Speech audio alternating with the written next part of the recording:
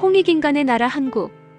7만 2천년 순행 역사의 한국은 5천년 중국 업어 기르고 2500년 일본 젖먹이고 3만 년을 지구촌과 교류하며 교화와 복본의 역사를 베푼 부모 스승 신선의 나라 홍익인간의 나라 한국 42 제2남북국 시대 고려요금원 여진 금연대기일 금나라 시조 김안보는 본래 신라고려 시대에서 왔고 성은 완안시이다.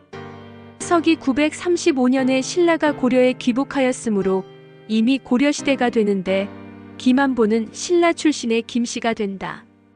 1세 김안보의 아들은 오로와 알로이며 완안부 사람이 되었고 2세 오로의 아들은 아합이며 3세 아합의 아들은 소역이고 4세 소역의 아들은 실로이며 5세 실로의 아들이 호란이고 6세 호란의 아들이 화륵박, 부륵소, 이극이며 7세 화륵박의 아들이 태사 오로사우랄사오야속, 태조아골타, 태종, 세음사름이다. 태조아골타에 이르기까지 8세이며 10명의 황제를 거쳐 태조에 이르렀다. 이극은 태사영가라고도 한다. 8세에 이르기까지 이극 태사와 오야속 태사를 합쳐 10대에 걸쳐 다스린 것이 되며 이후 아골타가 금나라 태조가 된다. 금나라는 여진족의 나라라 하는데 여진이라는 말은 단군 조선의 제후국이던 숙신이 변음된 소리를 글자로 적은 것이 된다. 한편 여진이라는 말소리가 고구려의 려와 대진국의 진을 합친 명칭인 여진 또는 리진과도 소리가 유사한 글자가 된다. 숙신이 주신이 되고 주신이 주리진으로 되었다가 주리진이 리진으로 변음되어 마지막으로 여진으로 전해진 것으로 보인다.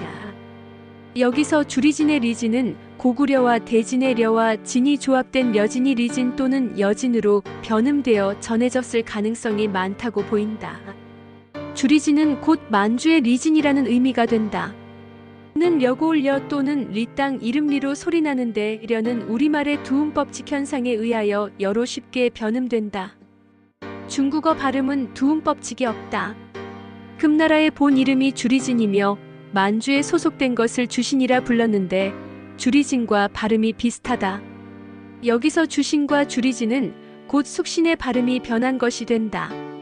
즉 그 뒤에 잘못 전해져 여진으로 불린 것이다.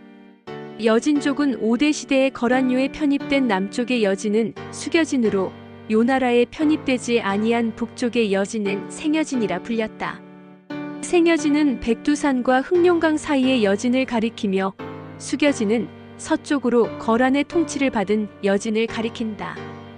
5대는 당나라가 망한 후 세워졌던 후량서기 907년부터 923년까지, 후당서기 923년부터 936년까지, 후진서기 936년부터 947년까지, 후한서기 947년부터 951년까지, 후주서기 951년부터 960년까지를 가리킨다. 이후 송나라가 세워졌다. 서기 970년부터 서기 1125년까지 9대를 이었다. 서기 1103년 계미년 목종 10년에 아속 오야속이 요나라로부터 달기를 갈래전으로 보내왔으며 갈래전 사람이 그를 잡았다. 목종이 달기를 고려에 보내어 이 이전에 국경에서 난을 일으킨 자가 모두 이들 무리이다 라고 말하고 소해리를 공파하고서 알로안을 고려에 보내어 격파하였음을 알리게 하니 고려가 사신을 보내와 할애하였다. 목종이 죽고 강종이 이었다. 태조 아골타 이전의 임금 10명 중에 목종, 강종 등이 기록되고 있다. 서기 1104년 갑신년 강종 2년에 여진의 추장 오야속이 고려의 동북쪽 국경을 침범하여 이에 고려의 숙종이 임간을 동북면 병마사로 임명하여 보냈으나 여진족에게 패하여 정주성으로 달아났으며 여진은 정주성까지 쫓아와 성 안의 백성들을 무참히 살해하였다. 임간의 부하 척춘경이 기습하여 정주성을 수복하였다. 이에 고려의 윤관이 군사를 이끌고 여진군을 정벌하러 갔으나 군사력이 만만치 않아 일단 화친을 시도하여 여진의 추장 오하속에게 사람을 보냈다. 여진이 국가로 인정해달라는 조건으로 물러갔다. 서기 1106년 병술년 강종 4년에 고려가 사신 흑환방석을 보내와 강종이 대를 이은 것을 할애하였고, 이에 강종은 배로를 사신으로 보내어 답례하고 이전의 약속으로 도망한 망명한 백성들을 돌려받고자 한다. 하니 고려가 이를 허락하며 사신을 보내어 국경상에서 인수하라. 고하여 강종이 믿고서 완안부의 아화와 오림답부의 승곤을 국경상에 보내어 인수하게 하였는데, 강종이 마기령 을척촌에서 사냥하며 기다렸고, 아화와 승곤이 국경상에 이르니 고려가 사람을 보내어 이들을 죽이고 갈래전에 군사를 보내어 구성을 축조하였다. 강종이 무리들에게 가니 모두가 말하기를 군사를 일으킬 수 없습니다. 요나라 사람이 장차 우리를 벌할까 두렵습니다. 라고 하였으나 태조와 골타가 홀로 말하기를 거병을 하지 않고 어찌 갈래전을 찾을 것인가. 저들 부락이 모두 우리의 땅이 아니던가 하였다. 강종이 그렇다 하고 알세로 하여금 군사를 이끌고 가서 치게 하여 고려의 군사를 크게 격파하였다. 6월에 고려가 무리를 이끌고 와서 싸우니 알세가 패퇴시키고 그 성을 둘러쌌다. 7월에 고려가 다시 화평을 청하니 강종이 약조를 지키면 화평하리라 하니 고려가 망명한 자들을 돌려보내기를 허락하고 구성을 지키는 것을 파하고서기 1108년 침략하였던 옛 땅을 되돌리니 드디어 화평이 이루어졌다. 1. 제1대 태조기마골타서기 1115년부터 1122년까지. 서기 1115년 1월 1일 임신일에 기마골타가 황제로 즉위하고 연호를 수국이라 하였다. 아골타는 원래 고려 평산 사람 김준일명 김안보의 후손이다. 아골타는 앞뼈치로서 아버지의 이두식 표기가 된다. 한보를 합부라고도 적는다. 금태조는 요나라는 강철로서 나라 이름을 지었으니 그 단단함을 딴 것이다. 강철이 비록 단단하나 끝내는 변하여 녹슬고 만다. 오직 금은 변하지도 녹슬지도 않는다. 금은 흰색이고 완안부는 흰색을 숭상한다. 이에 나라 이름을 대금으로 한다. 라고 하였다. 거란이 단단한 강철을 의미하는 것이 된다. 거란은 글단, 글안, 키탄, 키타이라고 불리는데 계단, 글단, 키탄이라는 말이 거란의 원래 소리에 가까운 것 같다. 글이라는 글자는 합치다, 맺다라는 의미가 있고 단이라는 글자는 알맹이, 당금질과 관련 있는 뜻이 된다. 금은 오행으로 서방에 해당하여 흰색과 통한다. 양털 가죽 등으로 만든 흰옷을 많이 입었던 것이 될 것이다. 서기 1115년에 태조의 아우오기매를 안반페르그로, 국상 사랍을 고륜페르그로 삼고 소포역을 에만페르그로 삼고 아우사음을 고륜페르그로 삼았다. 서기 1115년 5월에 금나라 군사가 요나라의 동경을 쳐서 거란에 항거하여 대발해국을 세웠던 고영창을 사로잡았다. 갑술일에 하늘의 제사를 지내고 사류를 하였다.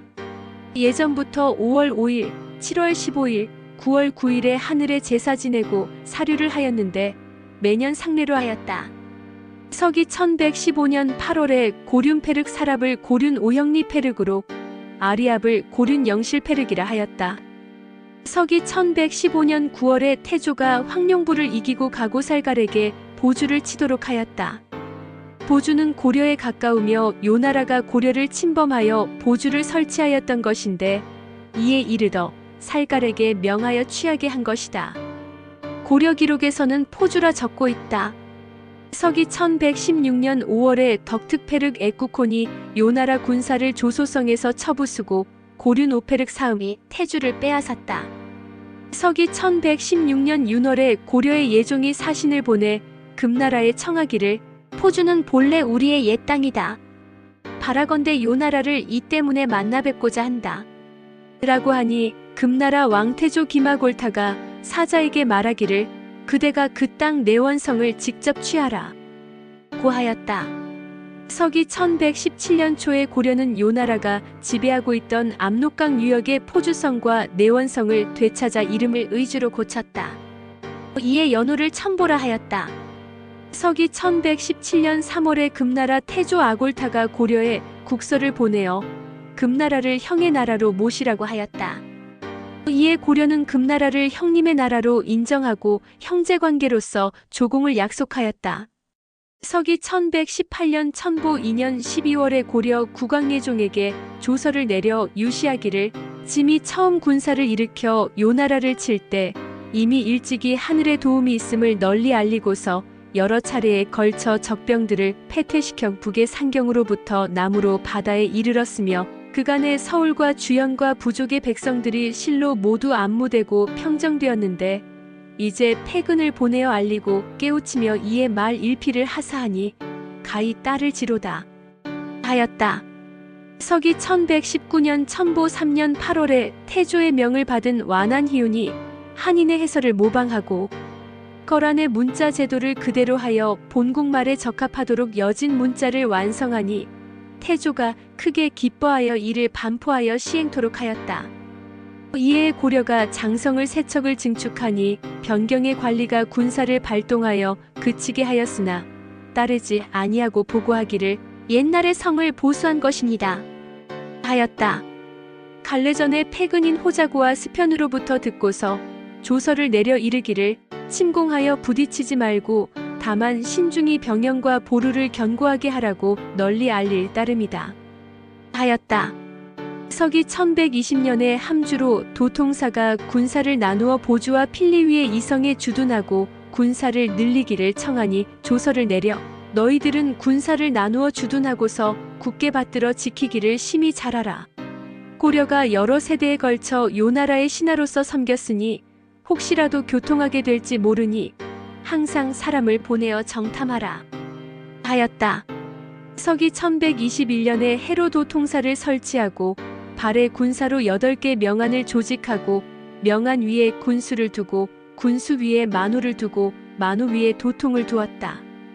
이 제2대 태종서기 1123년부터 1135년까지 연호는 천해이다.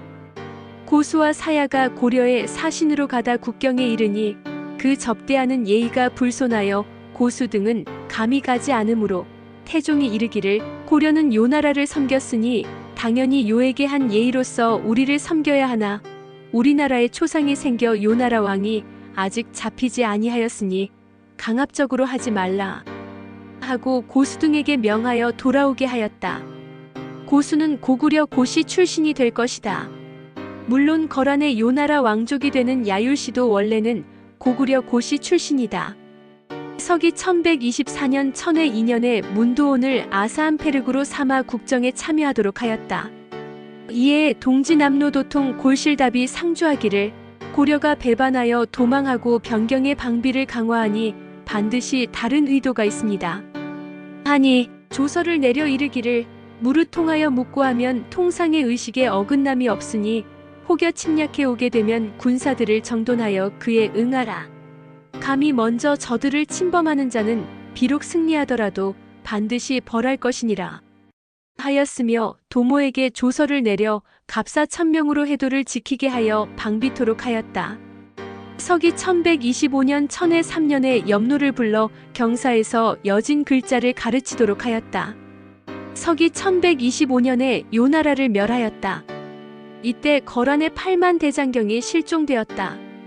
서기 1126년 천해 4년에 고려의 국왕 왕의 제17대 인종이 사신을 보내어 표를 올리고 번을 칭하자 태종이 흡족하여 조서를 내려 답하였다.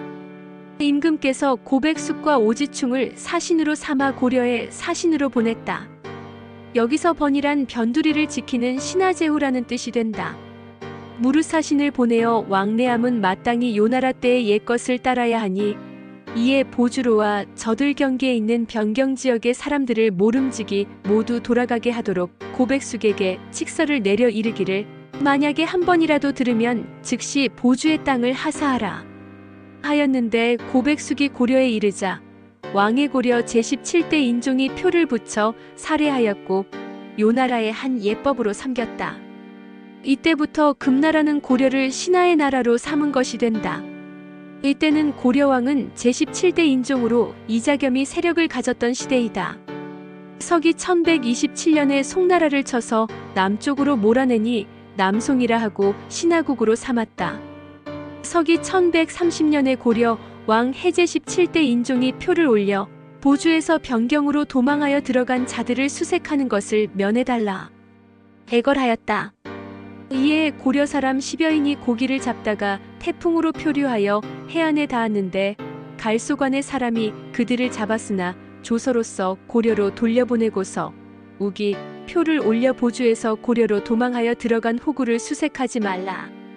청하니 태종이 이를 따랐는데 이때부터 보주는 봉역으로서 처음 정해졌다. 서기 1132년에 좌국원수 종안 등이 입조하여 안반페르게 자리에 함나를 세우는 것이 합당하다 건의하므로 태종이 이에 따랐다.